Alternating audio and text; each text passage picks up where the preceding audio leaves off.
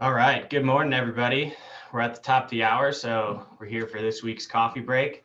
My name's Austin Whiteley. I'm a project manager here at Long out of the Northern Colorado office.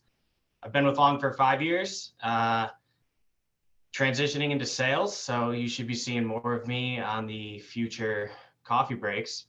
This week, my co-host is John Rosnan from Valent. John works out of the Minneapolis, Minnesota factory.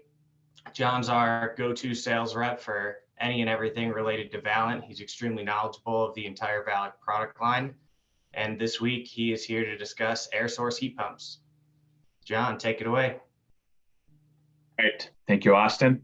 And thank you all for taking a few minutes out of your day here to call in and learn a little more about Valent and specifically air source heat pumps. I'm sure you guys are familiar with the format here, but we'll try to crank through it and get out of here within 10 to 15 minutes. So today we're going to be talking about air source heat pumps.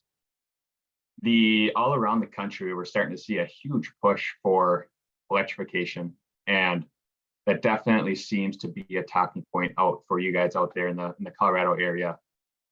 Been a lot of headlines with Denver specifically, net zero, 100% electrification. So it's been a big talking point. Like I said, even all over the country. It started with certain pockets a few years ago, but now we're getting hit up from pretty much all corners of the country. So we're going to talk about air source heat pumps, just some background details about air source heat pump technology in general, and then we'll get into the Valent specifics. So air source heat pumps, from the outside looking in, it looks exactly like a standard package refrigeration unit. You have your DX coil, condenser coil. Like I said, it looks just like a standard DX system, but there's one key addition, and that's the reversing valve. So the reversing valve will reverse the flow refrigerant and change it from cooling mode to heating mode, or vice versa. There's some additional terminology for air source heat pumps. So typically we refer to the coil inside the unit as the evaporator coil or DX coil. The coil on the outside of the unit we typically call the condenser coil. For air source heat pumps, we refer to those instead as the indoor coil and outdoor coil. And the reason being is in the summer in standard cooling mode, that indoor coil is the DX or evaporator coil as a traditional DX system would be. But in the winter, that coil inside the unit is now the condenser coil, and the coil outside the unit is the evaporator coil. So some new terminology there. In cooling mode, just like a standard DX unit, we're transferring the heat from the supply airstream and dumping it into the ambient outside air. The indoor coil is evaporating, outdoor coil is condensing, just like a standard DX unit. In heating mode, now we're transferring that heat from the outdoor air to the supply airstream. And not to sound too much like a nerd here, but that's always interesting to me, how you can pull heat from 15-degree air, 10-degree air, 20-degree air, and dump it into the supply airstream and increase your temperature to 70 degrees. That's always kind of fascinating to me, how you can pull heat energy out of such cold temperatures, such cold air. And at this point, that indoor coil, that coil inside the unit is condensing. The outdoor coil would be evaporating. One key consideration with air source heat pumps is you have to make sure you have properly sequenced defrost mode. So air source heat pumps do run the risk of frost formation on the outdoor coil in the winter. And based on testing, we've actually seen this to be at the highest risk in that 30 to 40 degree temperature range, that 30 to 40 ambient temperature degree range, when you have some sort of precipitation with rain or snow. In this range, your coil surface is likely going to be below 32 degrees. And if it's snowing, it's typically a stickier snow at those temperatures.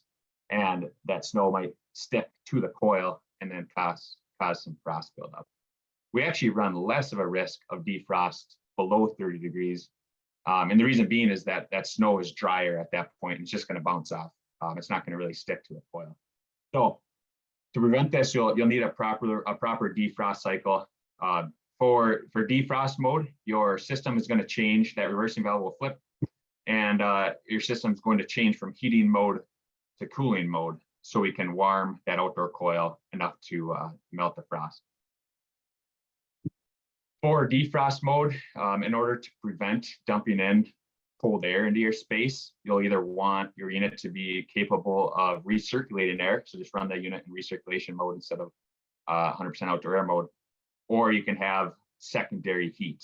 Your secondary heater with the electrification push will likely be electric heat, but it could also be gas heat or hot water heat as well. Some of the specifics behind our offering here at Valent. So air source heat pump, current capacity range 5 to 30 tons. That's with an airflow range of 800 up to 9,500 CFM. And then for those defrost considerations or even supplemental heat considerations, you can have electric heat, you can have gas heat and hot water. And then if it's sized to be supplemental, so say your electric heat is sized to be supplemental, then it can run in conjunction with the air source heat pump. Say it's 15 degrees and you're not quite hitting your leaving air temperature set point, the electric heater can turn on to run at the same time as your air source heat pump to work together and hit your set point. If it's also sized for supplemental, then it can run in that defrost mode. If it's backup, it will only run when the air source heat pump is locked out or when the air source heat pump is not hitting set points, then the air source heat pump would shut off and then the backup heat would take over from there. So some more features. So you can have our air source heat pumps in 100% outdoor air configurations or some sort of recirculation configuration. Inverter scroll compressors are standard for our air source heat pumps. Inverter scrolls, higher part load efficiency, so you get about a 20% improvement at your part load, your IEER metric, and they're quieter. As you slow down, inverter scrolls just gets quieter, where a digital would load and unload and be pretty noisy. For the condenser fans, or really for air source heat pumps, I should be referring to these as outdoor fans. You can get the lead fan with an EC motor, and the rest would be AC, or that entire bank of motors or of fans can be EC motors. You can get side supply and side return. There's some exceptions to this, but most configurations for air source heat pump line to be able to get side supply and side return. And then, like I said, that secondary heater can run either as supplemental or backup. With the air source heat pumps, like the rest of our line, you can get it with or without energy recovery. And our energy recovery options are, you can get the energy wheel, polymer or aluminum. I always say it's just engineer's preference. They have similar performance. And then there's the enthalpy core. So the enthalpy core, we have a polymer option and a fiber option. The wheel is still the most common device around the country. The wheel is your highest efficiency with the lowest pressure drop. The core, you lose some efficiency, but you're still over 50% efficiency. Still, you're in the 60 to 65% range. You're still meeting your code requirements. The benefits of the core over the wheel would be no moving parts, so you don't have a belt or motor that will wear out and need to be replaced eventually. And then very low cross contamination. So they're AHRI rated for less than 1% exhaust air transfer ratios. That has been a little more of a talking point recently through the pandemic, and with people being more aware of the quality of air coming out of their units. And then I wanted to quick touch on our current product offering, give you an update on that. So this is beyond air source heat pumps. It's just our general product offering range. So on the airflow side, 500 to 18,000 CFM. Cooling, we can go 3 to 70 tons with our patch refrigeration. Like we talked about air source heat pumps, you can go 5 to 30. And then we also have chilled water heating up to 1200 MBH on the gas side. We also have electric and hot water, just like with the air source heat pump offering.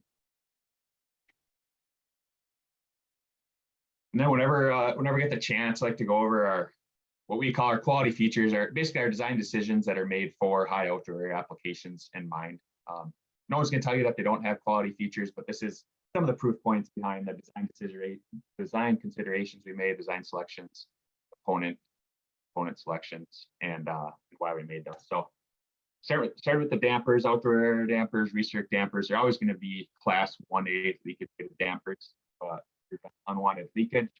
Supply and exhaust fans, direct drive fans with a plenum design. So helps us hit a a variety of airflows, turn up and down efficiently, and hit higher static pressures. You can also get airflow monitoring, just a simple low-cost option for us. It's a pressure tap on the fan cone, wired to pressure transducer, give you a quick and easy airflow reading on your supply and exhaust fan.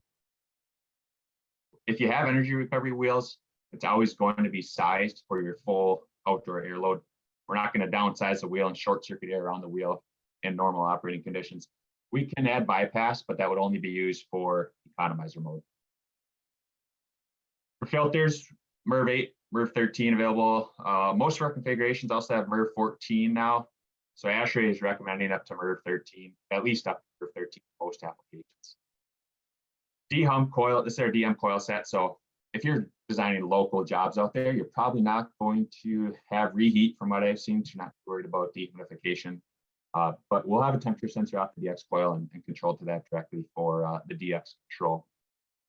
For gas heat, we go up to 16-to-1 turn down. It's a high turn down will help you in those tight temperature sensitive applications. And it will help you run in those shoulder season or part load days. Our compressors, so like I mentioned, we're always including inverter compressors, which offer sound benefits in itself. But in addition to that, our compressors are on a raised insulated shelf on rubber and shoe isolators, and then they're also being with foam infected. So it can help you avoid sound and vibration transmission into space or into your surroundings. Our casings, our cabinets are always, it's a pre-paint to bake on process, pre-painted. So it's a $2,500 sales per radian. That $2,500 sales per radian maybe doesn't mean much to you as far as you don't have an ocean right next to you, so you don't really care what the sales per radian is, maybe. But the basically what that tells you, it's going to last, it's going to hold up to the elements. So outdoor units that are supposed to last for many years, it's going to see the sun, it's going to see the rain, snow, ice, wind, the whole system. So that rating will tell you that it's going to last, it's going to hold up to the elements.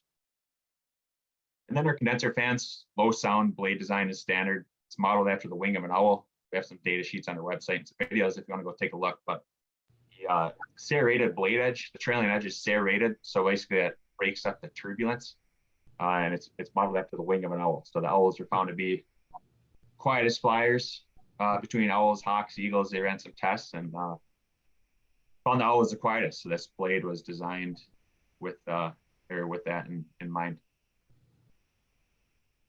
So with that, I'm going to turn it back over to Austin to wrap this up. Thanks, John. Appreciate you taking the time to co-host with me this week. If anyone has any questions about the air source heat pumps or the Valent product line in general, please feel free to reach out to me or your sales rep. Thank you, everyone, for joining, and we'll see you next week.